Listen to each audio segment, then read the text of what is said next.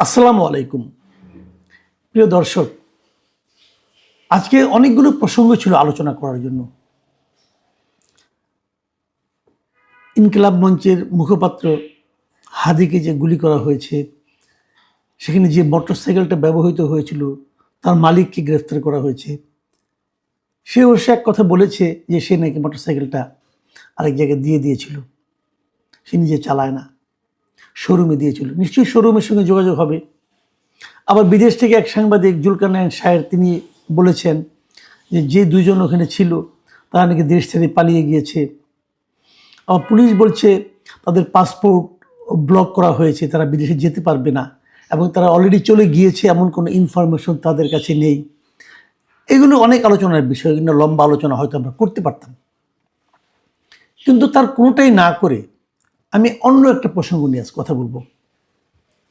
সেই প্রসঙ্গটা হলো আনিস আলমগীর, আমাদের সহকর্মী আনিস আলমগীর সাংবাদিক, এবং একদম এলেবেলে কোনো সাংবাদিক না।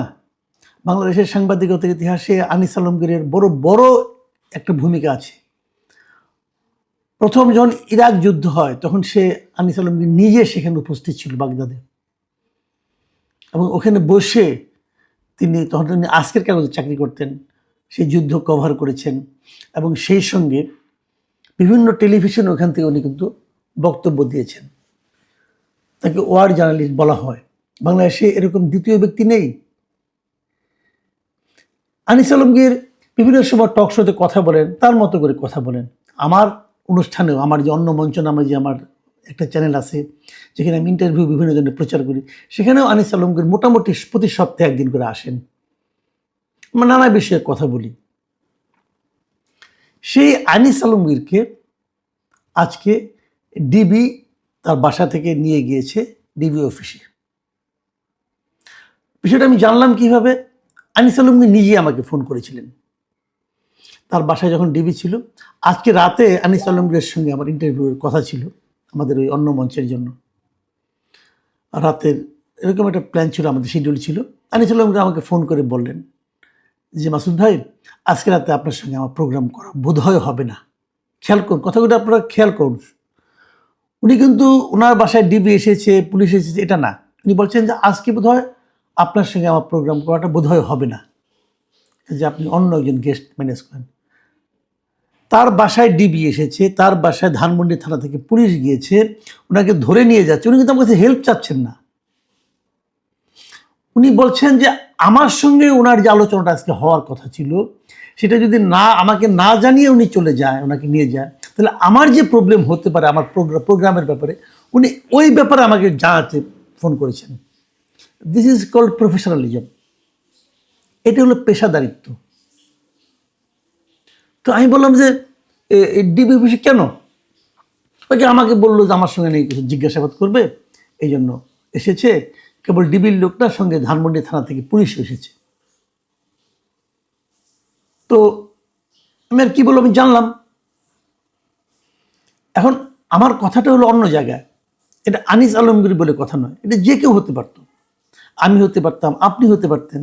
এবং বাংলাদেশে এরকম ডিবির লোক এসে বাসা থেকে কাউকে তুলে নেওয়ার ঘটনা আমরা কিন্তু কম শুনিনি, হাজার হাজার শুনেছি।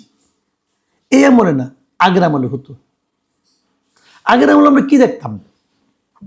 আপনি চিন্তা করার চেষ্টা করেন, ভাবেন। খুব বেশি দিন কিন্তু আগের না, আপনি ভুলে যাবেন না নিশ্চয়ই। আগে কি হতো?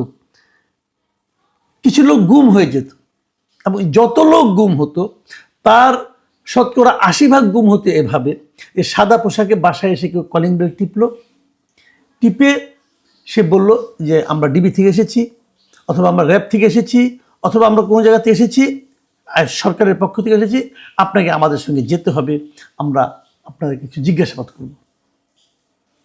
এটা কি জিজ্ঞাসাবাদের কোনো পদ্ধতি হতে পারে? আপনি আমাকে কোন বিষয়ে জিজ্ঞাসাবাদ করবেন? জিজ্ঞাসাবাদ করার জন্য আমাকে যে আপনি নিয়ে যাবেন, আমার কি অন্য কোনো কাজ আজকে থাকতে পারে না? অন্য কোনো প্রোগ্রাম থাকতে পারে না? আপনি মানুষের স্বাভাবিক জীবনযাপনের অধিকার থেকে আপনি তাকে বঞ্চিত করতে পারেন? আপনি হয়তো কিছু মামলার ব্যাপারে জিজ্ঞাসাবাদ করেন, তো আপনি এখানে জিজ্ঞাসা করেন।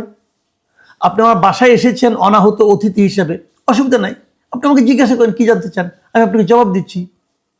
অথবা যদি আপনার জন্য ওখানে যেতে হয়, ওই লোক যদি আমাকে জিজ্ঞাসা যায় বা যিনি করবেন তিনি যদি এই পর্যন্ত আসতে কষ্ট হয় ওনার, উনি আমাকে ফোন করলেই পারেন, আপনার কাছে এই বিষয়টা আমি একটু জানতে চাই। আমাকে ওখানে নিয়ে যেতে হবে কেন? প্রথম প্রশ্ন, যদি নিয়ে যেতে হয় আমাকে কি আপনি গ্রেপ্তার করলেন নাকি এমনি নিতে পারলেন? আপনি যদি আমাকে গ্রেপ্তার না করেন তাহলে আপনি আমাকে নিয়ে যেতে পারেন, কি হিসেবে আপনি নিয়ে যাবেন? আপনি তো আমাকে বর্ণনা করতে হবে। তারপরে কথা হলো, আমাকে কি আপনি কোনো গ্রেপ্তারি পরোয়ানা দেখিয়েছেন? কেউ দেখায়, কেউ দেখায় না। এটা যদি আমি পৃথিবীর যে কোনো সভ্য দেশকে বলি, তারা কি বলবে আইনকে এইভাবে চলা উচিত, চলতে দেওয়া উচিত? এগুলি শেখ হাসিনার আমলে চলত। শেখ হাসিনা এগুলো করতেন, ওনার সুবিধার জন্য করতেন, ওনার স্বৈরাচারী শাসনকে টিকিয়ে রাখার জন্য করতেন।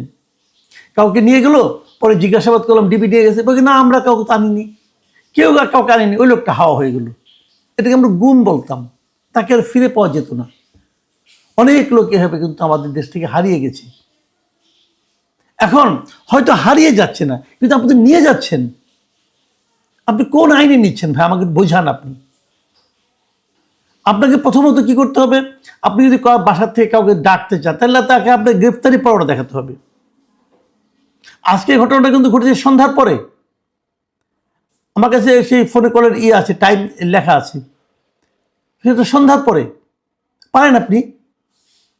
আমি আইন প্রক্রিয়া সংস্থাকে বলছি, আমি আইজিপিকে, পুলিশকে বলছি, আমি স্বরাষ্ট্র মন্ত্রণালয়ের বিষয় উপদেষ্টা জাহাঙ্গীর আলম চৌধুরীকে বলছি, উনি লেফটেন্যান্ট জেনারেল, আর্মির একটা সর্বোচ্চ পদে ছিলেন উনি, ওনাকে জিজ্ঞেস করছি আপনি পারেন। এই জাহাঙ্গীর আলম চৌধুরী কিছুদিন আগে কিন্তু বলেছিলেন যে আপনাকে কাছে যদি কোনো পোশাক ছাড়া যায়, আপনার ওখানে যদি কেউ এরকম গ্রেপ্তারি পরোয়ানা না নেয়, আপনি ঢুকতে দেবেন না, উনি বলেছিলেন। ওনার এই কথা, ওনার এই নির্দেশনা কি মানছে আইন প্রয়োগকারী সংস্থাগুলো? এটা কেন হচ্ছে? রাজনৈতিক চাপে হচ্ছে? কারো ইচ্ছা সেটাকে বাস্তবায়ন করার জন্য হচ্ছে? দেখুন, এর মধ্যে আমরা কিন্তু সোশ্যাল মিডিয়ায় কিছু জিনিস দেখলাম। এই কথাগুলি বললাম কেন সেটাও একটু ব্যাখ্যা করি। শরীফ ওসমান হাদি যেদিন গুলিবিদ্ধ হলেন, সেই দিন বিভিন্ন সোশ্যাল মিডিয়ায় বিভিন্ন ব্যক্তি নানা রকম পোস্ট দিয়েছে, এবং সেই পোস্টগুলো দিয়ে তারা ইঙ্গিত দিয়ে বলার চেষ্টা করেছে যে এটা মানে সব মিলিয়ে যেটা দাঁড়ায় সেটা আমি ব্যাখ্যা করছি, যে এটা আওয়ামী লীগের লোকজন মারছে, তারাই করেছে কাজটা। করার পর তারপর এই আওয়ামী লীগকে দেশে প্রাসঙ্গিক করে তুলতেছে কিছু তথাকথিত বুদ্ধিজীবী, কিছু তথাকথিত সাংবাদিক, কিছু সুশীল, বলে তো আমাদের কয়েকটা নাম বলছে। সেই নামগুলির মধ্যে আনিস আলমগীর আছে প্রত্যেকটাতেই, দু একটাতে আমার নামও আছে, দু একটাতে আব্দুল নূর তুষারের নাম আছে, কোথাও কোথাও মঞ্জুর আলম পান্নার নাম আছে। আমাদের অপরাধ থেকে আমরা নাকি আওয়ামী লীগকে প্রাসঙ্গিক করে তুলছি। তো কিভাবে প্রাসঙ্গিক করছি আমি জানি না, তারা কিভাবে, কোনো ব্যাখ্যা দিচ্ছে না, কিন্তু কোনো প্রমাণ নাই, কোনো লজিক নাই, দিচ্ছে। আচ্ছা, আবার কেউ কেউ দিচ্ছে এটার সঙ্গে নাকি মির্জা আব্বাস জড়িত, মির্জা আব্বাসের ভাই জড়িত, বিএনপি জড়িত, এটাও বলছে। এইরকম লোকজনই বলছে, এই ইনফ্লুয়েন্সাররাই বলছে, এরকম সোশ্যাল মিডিয়া যারা আর কি ঝড় তুলে থাকেন তারা বলছেন। তাহলে এখন কি তাদেরকে গ্রেপ্তার করা হবে? বললেই হলো, বলে দিলাম এই অমুক অমুক অমুক আছে, ওখানে 4 জনের নাম আছে, 5 জনের নাম বলে সমস্যাটা কি? কেউ কেউ ছবি দিয়ে দিচ্ছে, সেখানে আবার আমার ছবি নাই একটাতে, সেখানে নিচে একজন কমেন্ট করতেছে মাসুদ কামালের ছবি এখানে দেওয়া উচিত ছিল। মানে কত সহজ, মানুষের গায়ে ট্যাগ লাগিয়ে দেওয়াটা কত সহজ। এই ট্যাগ দেখে দেখে কি আমাদের পুলিশ বাহিনী চলে? পুলিশ বাহিনীকে সোশ্যাল মিডিয়ার সমস্ত ট্যাগিং দেখে তারপরে তারা কাজ করে? তাদের গোয়েন্দা তৎপরতা কি এরকম এই মানের, এই পর্যায়ে আমরা নেমে এসেছি? ভাবুন, আমি অন্য একটা পয়েন্টে আসি। ভাবুন, হয়তো আনিস আলমগীরকে একটু বলে ছেড়ে দেওয়া হবে, ধরে নিচ্ছি ভালোটাই, হয়তো ওনাকে ছেড়ে দেবে, বলে ঠিক আছে আপনাকে আমি কিছু জানতে চেয়েছিলাম, আপনি এগুলি কেন বলেন, কি বলেন, শুনে এটা ব্যাখ্যা দিলে চলে আসলো। হয়তো সে আজকে রাত্রে 12টার মধ্যে চলে আসবে, আবার হয়তো নাও আসবে। যদি না আসে কি হবে? ওনাকে আপনি জেলে পাঠিয়ে দেবেন। কেন? কারণটা তো বলবেন। আচ্ছা ঠিক আছে, ধরলাম ফেরত আসলো, জেলে পাঠালেন না। এই যে মাঝের সময়টুকু, সন্ধ্যা থেকে রাত্র 10টা 11টা পর্যন্ত, এই আনিস আলমগীর যে ফ্যামিলি, ওনার ওয়াইফ, ওনার নিজের আত্মীয় স্বজন, ওনার ভাই, ওনার বোন, ওনার সন্তান, তাদের উপর দিয়ে কী যাবে ভাবুন তো একবার। এই যে তাদেরকে একটা টেনশনে রাখা, এই অধিকার কি এই রাষ্ট্র আপনাকে দিয়েছে? এই রাষ্ট্রের আইন আপনাকে দিয়েছে? মানে আপনি একটা সংস্থার লোক, তার মানে আপনি যা ইচ্ছা করতে পারেন? আপনি মানুষকে এভাবে টেনশনে রাখতে পারেন? একবার ভাবুন, আমরা কি মনে করি? আমরা কেমন রাষ্ট্র চাই? আমরা কোথায় ছিলাম আগে? আমি হাসিনার আমলে কি মানে বিভৎস একটা অনিশ্চয়তার মধ্যে ছিলাম, আমরা কি সেটাকেই ধারণ করে চলবো? এটা কেন? কতদিন এটা চলবে? আমরা এটাকে কতদিন বহন করব? আমরা তো ডক্টর ইউনূসকে দায়িত্ব দিয়েছিলাম যে উনি একটা জবাবদিহিমূলক প্রশাসন তৈরি করবেন। এই প্রশ্নগুলির জবাব কে দিবে আমাদেরকে? হয়তো কালকে বলবে, ঠিক আছে আপনি তো অনেক প্রশ্ন করেছেন, চলেন আপনাকেও নিয়ে যাই, প্রশ্নের উত্তর দিই। নিয়ে তারা তাদের মতো করে উত্তর দিল। পারে, তাদের হাতে ক্ষমতা আছে, তাদের হাতে লাঠি আছে, তাদের হাতে ইচ্ছা করলে নিয়ে যেতে পারে, আমাকেও নিয়ে যেতে পারে। আমাকে এতে কিছু যায় আসে না। কিন্তু আমি একে মাসুদ কেবল আমার কি হলো না হলো, এক আনিস আলম করে কি হলো না হলো, কিছু যায় আসে না।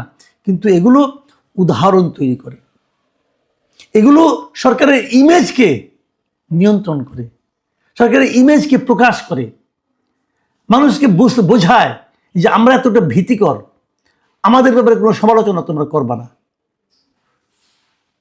আচ্ছা, আনিস আলমগীর বিপক্ষে যেগুলো বলা হচ্ছে, সে আওয়ামী লীগকে প্রাসঙ্গিক করে তুলছে, আমি এই জিনিসটাই একেবারেই বুঝি না। আওয়ামী লীগ অপ্রাসঙ্গিক হয় কিভাবে? ওই যে কি একটা এক ছেলে আছে, একটা নাবালক ছেলে আছে, একটা দেখলে মদিন দেখলাম বলতেছে, এনসিবির ছেলে, তারা বলতেছে যে আমরা নাকি আওয়ামী লীগকে প্রাসঙ্গিক করে তুলছি। অপ্রাসঙ্গিক আপনি কিভাবে করবেন?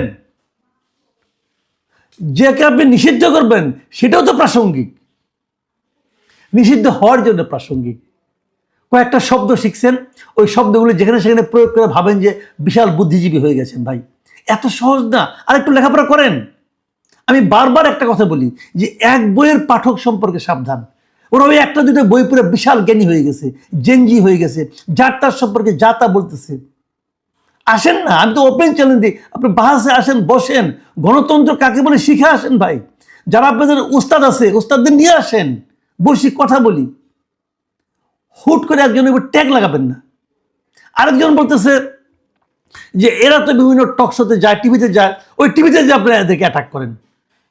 মানে কত বড় দুর্বৃত্ত! আর এগুলো আমাদের আইন শৃঙ্খলা বাহিনী সেগুলো দেখে দেখে তারা অ্যাকশনে আসে, দেখে দেখে বিভিন্ন কাজ করে। আমি খুবই মানে অসন্তুষ্ট হয়েছি এবং আমি খুব বিরক্ত হয়েছি যে আমাদের দেশ এভাবে যদি চলতে থাকে, তাহলে এই যে আমাদের এতদিনের যে শ্রম, একটা স্বৈরাচারীকে আমরা দেশ থেকে হটিয়েছি, তার বিনিময়ে আমরা কি পেলাম? আমরা এটা পেতে চেয়েছিলাম? প্রিয় দর্শক, আমি প্রত্যাশা করব যে আমার এটা অনিয়ার হওয়ার আগেই যেন আনিস আলমকে ফেরত আসে। আমরা এটাই চাই। আমি আনিস আলমগীরের পরিবারের যারা সদস্য আছেন, তাদের যে টেনশন, তাদের যে উদ্বেগ, সেই উদ্বেগের জন্য আমি নিজের সহানুভূতি প্রকাশ করছি এবং আমি আশা করি আপনারাও করবেন। প্রিয় দর্শক, এখন এ পর্যন্তই। আল্লাহ হাফিজ।